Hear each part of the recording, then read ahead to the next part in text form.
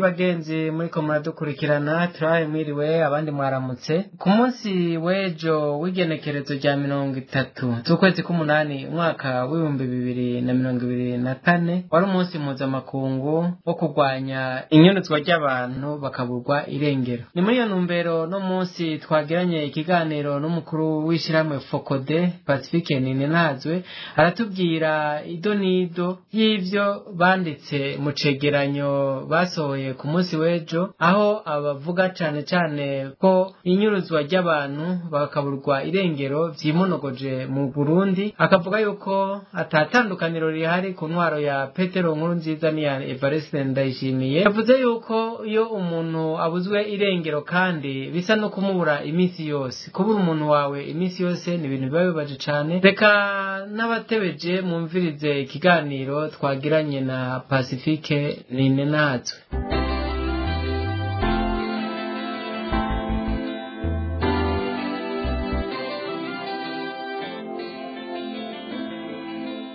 Pacifique Ninenazwe murongoye ishyirahamwe Focode, turabahaye mwiriwe cyane. Twarabonye mwasohoye urwandiko rurerure rw'abantu bafashwe bakaburwa irengero cyane muri intwaro ya Evariste Ndayishimiye. Muravye uko byagenze ku ntwaro ya Pierre Nkurunziza mukagereranya n'ubu mu bifata gute, mu ducira ku mayange mukatubwira ingene byifashe mugereranije izo ntwaro zibiri?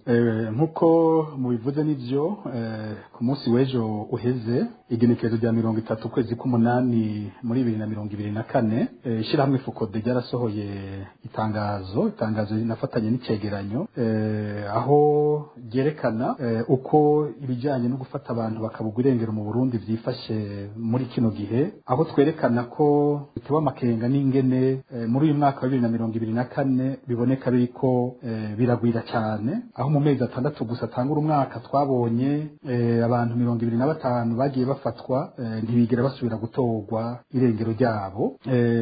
Mumbagiye muti mbega hoho mubona mwogereranya intwaro ya Nkurunziza n'intwaro ya Ndayishimiye, mukaraba yuko hariho itandukaniro kuri ibi by'abafatwa bakabugwa irengero ryabo?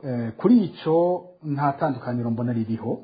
President Ndayishimiye igihe aje ku butegetsi muri 2020 harabayeho icizere, kuko mu kwiyamamaza yari yaravuze ko agiye guhagarara ku by'agateka na muntu, anavuga ko agiye no guhana abahonyora agateka na muntu. Mu mezi 3 ya mbere y'intwaro yiwe bino bintu byo kunyuruza abantu byarasa n'ibyahagaze, ariko guhera mu kwezi kw'icenda muri 2020 tubona bisubiye kugira umuvuduko ukomeye, ku buryo mu mezi 6 gusa yiwe muri 2020 dufise ibitigiri by'abantu bashika 25 banyurujwe muri ico gihe, mu gihe amezi 6 y'imbere yo ku ntwaro ya Nkurunziza ho hari hanyurujwe abantu 17. Bica iboneka ko muri 2020 mu gice ca Ndayishimiye ariho hanyurujwe benshi kurusha mu gice ca Nkurunziza. Mu mwaka wa 2021 ibara ryaraguye, aho hashizweho akagwi mu iperereza ry'igisirikare, akagwi kari kajejwe kunyuruza abantu nyene, kari kagabwa n'icegera c'umukuru w'iperereza ry'igisirikare yitwa Lieutenant Colonel Libert Niyonkuru. Ako kagwi nako gatwagwa n'uwitwa Adjudant Major Onesphore Ndayishimiye batazira Braddock. Muri uwo mwaka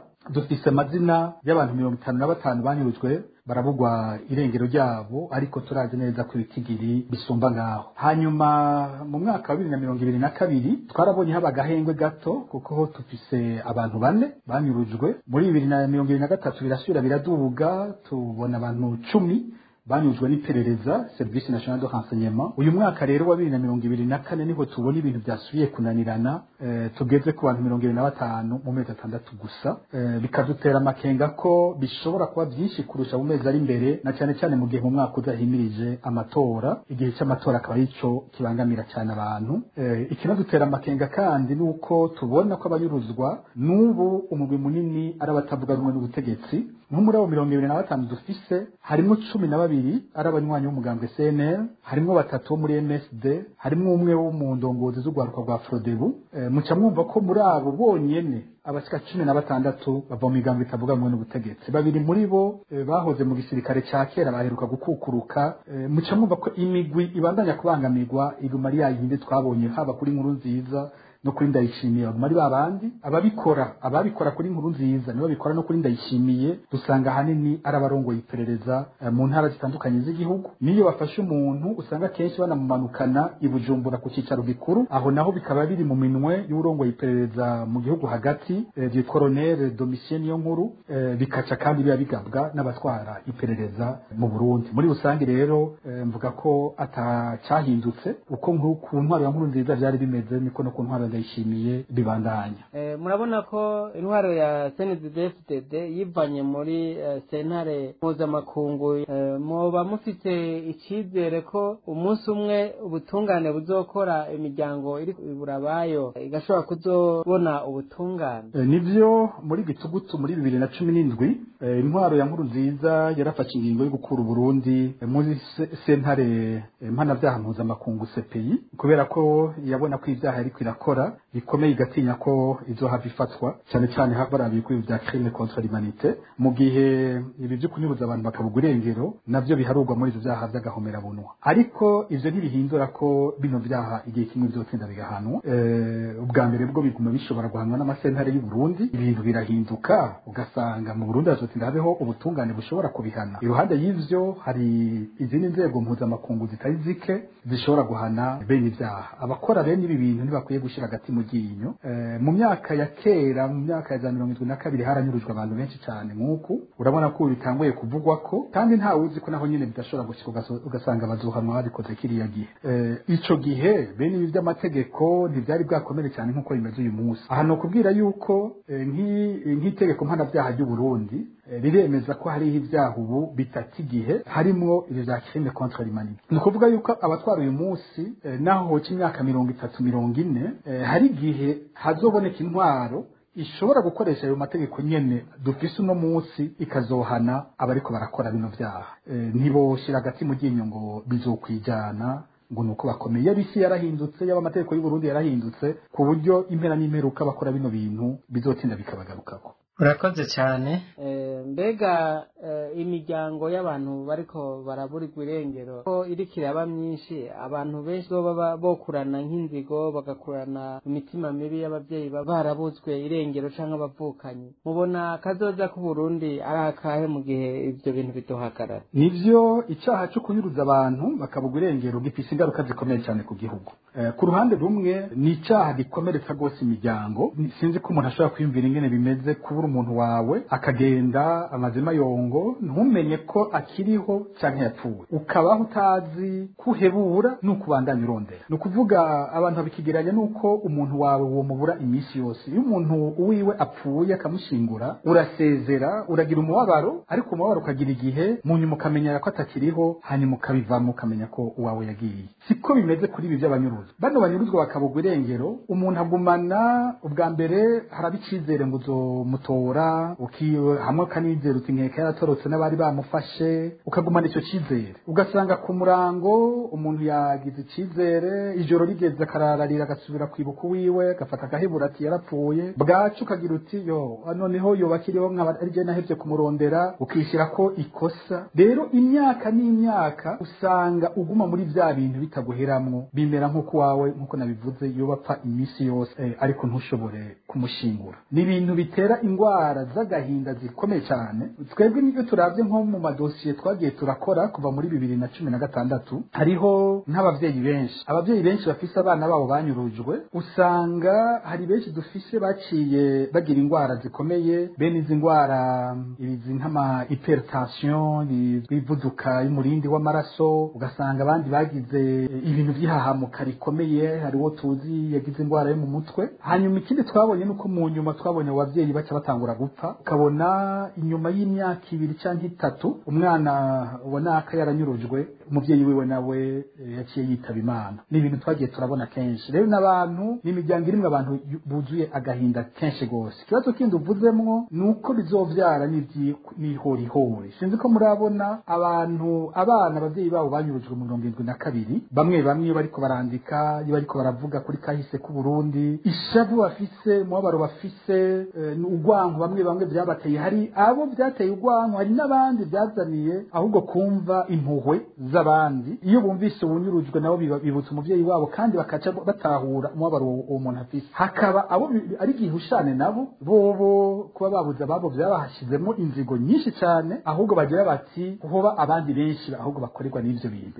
Nabonye ari imigwi ibiri imeze gutyo kubabuze 72, ariko kabona ko vyazanye urwanko rukomeye mu gihugu. Ubu rero kuba biriko birabandanya gutyo n'uyu munsi, aba bariko barabura babo nabo bazokurana urundi ari abazokurana urwanko nk'uko 72 hariho abarimwo urwo rwanko rukomeye cyane. Abantu bakunda igihugu bino bintu bakwiye kubihagarika n'ingoga, ubundi bizodushikana ahantu hari gose kiba igihugu kiva mu njyane cinjira mu zindi, rube urufatangane rurerure rugoye ingene tuzorusohoka. Igihugu kirakeneye umugabo, uburundi burakeneye umuntu, umugabo cyangwa umugore w'ijunja n'ijambo abona kazoza k'igihugu, akimvira gufatanya abana b'abarundi, akongera akabaha umwidegemvyo mu gihugu cyabo n'uburenganzira bwabo bwose nk'abantu biteka. Ubundi iyo numva abantu bavuga ngo barafise ngo za vision ngo 2040 2060 ngo imbono ngo yakazoza y'igihugu muri 2040 2060, iyo mbono irimo kuzuranyuruza abantu, iyo mbono uri kuragira impfuvyi abana b'u Burundi, iyo mbono uri kubiba urwanko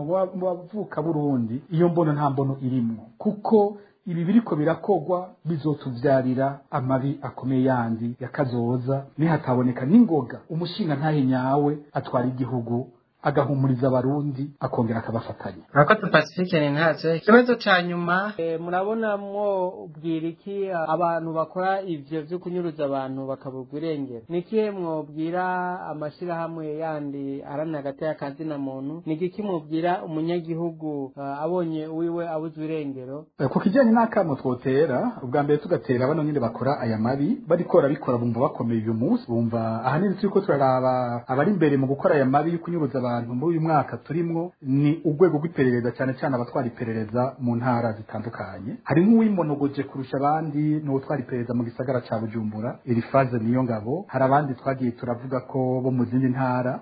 Bano bantu bakora bino bintu ubutegetsi bw'uyu munsi burababorera, barumva bakomeye bakiri muri izo nzego, ariko ubutegetsi n'ikintu kimara umwanya muto. Hari abigereranya no kunywa inzoga ukaborerwa, iyo ziheze uwikangura ukiri wa wundi nyene. Ntabwo bibagira abakomeye kubera banyuruza abantu, ahubwo bibagira bato cyane. Ntawe uzowubahira kunyuruza, ibyo ntibishoboka. Ariko kandi bariko biyambika urubwa, bariko biyambika umuvumo uheze ukabakurikira n'abana babo, barikwegera ko muri kazoza bazobura nabo isaganirizo, kuko ivyo bibanza barayibamwo bikongera bikahera. Mu myaka iheze twarabivuga ukamenga tuvuga ibintu by'indoto, aba bantu baratanguye kubibona ko abantu bahora bakomeye bihinduka mwanya muto, n'ubutegetsi butanahindutse ukabona abo bantu bariko barakurikiranwa babaye abantu batoyi. Ivyashikiye ejo bundi Generale Arengiyome Bunyoni mu minsi iheze twaba tuvuga nawe muri ibi by'abanyuruzwa yari gihangange umenga ntiyokozweko. Tubonye umuntu nka Desire Uwamahoro, kabona hari uyu munsi, kabona Destino bapfumukeka hari no munsi, uzi mu minsi iheze ngene abo bantu bari bameze ntawo kwibagije ko byoshika. Rero n'aba ba Elifaze, aba ba Ponsiano hari ibubanza, hari abitwa ba Izidori Nyanzwe yahora twari iperereza mu Cibitoke, hari Pepin Habimana hariya mu Kirundo, hari Eliezer Manirambona mu Ruyigi, hari Regis Sibomana hariya mu Rumonge, aho ndiko ku ntara cyane cyane byavuzwemo bino bintu, hari Nikeze Mugande imuramvya. Aba bantu ntibacye bwose ngo ibintu bariko barakora ngo bizijana, ejo ntibaza aho bazoba bari, ejo bashobora no gusanga bokenera uyu nyene banyuruje, bagasanga bagira bati bwa bundi yabakiriho ni nawe yontabaye, cyangwa bazokenera mwene wabo. Iyi si ni ntoyi cyane, ibintu birahinduka mu mwanya muto, bari bakwiye kwikubita agashi bakava muri bino bintu. Ndamaze kubona abantu bakoreye iperereza duhurira iburaya bari kubarondera ubuhungiro badutabaza ngo tubafashe kwerekana ko atamabi bakoze. Aba bandi ariko abikora no munsi ejo ntibazi nabiyo bazoba bageze, ikirahinduka gose, ibi bintu nibihagarara. Hanyuma akamonotera imiryango yabuze, urumva biragoye no kuronka amajambo umuntu ababwira kuko tuzi agahinda barimwo, ariko twobaha kwigumya, bakumva ko batari bonyene, bakumva ko urugamba turusangiye, bakagwanira bakagira inguvu kugira bazashobore no kugwanira ubutungane nyene kubabo. Hanyuma akamu kandi utera abanyagihugu bose nuko igihe cyose babonye unyurujwe batosubira kunuma bonyarutsa kumutabariza, kuko twabonye ko iyo umuntu atabarijwe kare ashobora gukira. Hanyuma kijanye n'abandi mu mashyirahamwe yigenga nuko bokomeza ntibacike intege, gukora ibintu imyaka 10 atacubona biriko birahindura byoshoboka ko umuntu yimuka intege, ariko nobatera kamo ko batocika intege. Notera kamo abafasha Burundi ko nabo nyene bobandanya gukurikiranira hafi bino bibazo, na cyane cyane ko dufise ingorane ko mu Burundi atamugwi w'igihugu wigenga w'agatakaje na muntu nyawo dufise ukurikirana bene ibibazo. Senda hashi dufise nkuko twabivuze mu itangazo yo yibandanya gukingira gufukira bino vyaha bikomeye cyane. Twifuza ko mu kwicenda kuza uyu muhinga wa ONU akurikirana ivy'agatakaje na muntu mu Burundi yokongerwa ikiringo kugira abandanye kubikurikira, na cyane cyane muri kiringo cy'amatora cimirije. Abafasha Burundi nabo nyene kino kibazo baguma bakigarukako mu byo baganira na leta y'u Burundi, mu by'imfashanyo baza kubasaba bakabumvisha ko gufasha igihugu kiriko kiranyuruza abantu mu bisanzwe bidashoboka, bakoresheje amafaranga y'abanyagihugu baba batanze mu makori yabo, nta kuja gushigikira intwaro nayo biri kurica abantu. Muri rusangi ko niko kamunotera imigwi yose itandukanye. Pacifique Ninkazo turagushimiye cyane.